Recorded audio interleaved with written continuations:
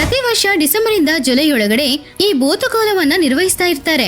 ಆವಾಗ ಅಲ್ಲಿ ಪಂಜುರ್ಲಿ ದೈವವನ್ನ ಆರಾಧನೆ ಮಾಡ್ತಾ ಇರುವ ಪೂಜಾರಿಗೆ ಸ್ವಯಂ ಪಂಜುರ್ಲಿ ದೈವ ಬಂದು ಒಂದು ಖಡ್ಗ ತೆಗೆದು ಅದರಿಂದ ಒಂದು ಗೆರೆ ಹಾಕಿ, ಈ ಭೂಮಿ, ಈ ಪ್ರಜೆಗಳು, ಈ ಗಾಳಿ ಎಲ್ಲದಕ್ಕೂ ರಕ್ಷಕ ನಾನೇ ಹಾಗಂತ ಹೇಳಿ ಜೋರಾಗಿ ಕಿಚ್ತಾರೆ. ಆವಾಗ ಅಗ್ನಿಯಿಂದ ಆರತಿ ತೆಗೆದು ಅವರನ್ನ ಶಾಂತ ಮಾಡ್ಬೇಕು. ಪಂಜುರ್ಲಿಯನ್ನ ಭೂಲ್ವರಾಹ ಸ್ವಾಮಿ ಅಂತ ಪೂಜಿಸ್ತಾ ಇರ್ತಾರೆ. ಆ ಸಮಯದಲ್ಲಿ ದೇವಸ್ಥಾನದಲ್ಲಿರುವ ಪೂಜಾರಿಯ ದೇಹದೊಳಗಡೆ ಪಂಜುರ್ಲಿ ದೈವ ಬರುತ್ತೆ ಅನ್ನುವ ನಂಬಿಕೆಯಲ್ಲಿ ಎಲ್ಲ ಕುಲದವರು, ಎಲ್ಲ ಮತದವರು ಸೇರಿ ಅವರನ್ನ ಆರಾಧಿಸ್ತಾರೆ. ಅವರಿಗೆ ಸಸ್ಯಾಹಾರಿಯಾದ ಫಲಗಳು, ಹಾಲು, ತಿಂಡಿಗಳನ್ನ ಸಮರ್ಪಿಸ್ತಾ ಇದ್ರು.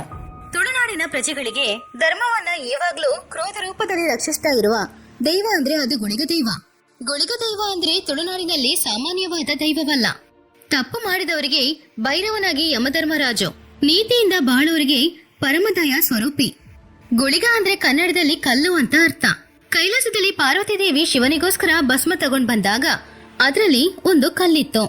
ಆವಾಗ ಶಿವಯ್ಯ ಆ ಕಲ್ಲನ್ನ ವೈಕುಂಠದಲ್ಲಿರುವ ಶ್ರೀ ವಿಷ್ಣು ಹತ್ರ ಕೊಟ್ಟಾಗ ವಿಷ್ಣು ಅದನ್ನ ಮುಟ್ಟಿ ಧರ್ಮಕ್ಕೂ ನ್ಯಾಯಕ್ಕೂ ರಕ್ಷಕನಾಗಿ ಇರು ಅಂತ ಅವನಿಗೆ ವರ ಕೊಟ್ರು. ಯಾವಾಗ್ಲೂ ಗುಳಿಗನಿಗೆ ಹಸಿವು ತುಂಬಾನೇ ಜಾಸ್ತಿ ಇರ್ತಿತ್ತು.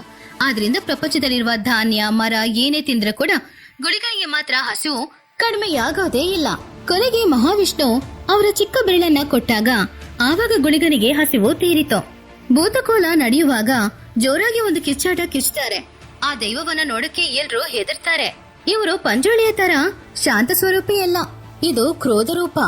ಗುಳಿಗ ದೈವಕ್ಕೆ ಕೋಪ ಬಂದ್ರೆ ಭಯಂಕರವಾದ ಬರಗಾಲ, ರೋಗ, ಪ್ರವಾಹ ಬರುತ್ತೆ ಅನ್ನೋದು ಪ್ರಜೆಗಳ ನಂಬಿಕೆ.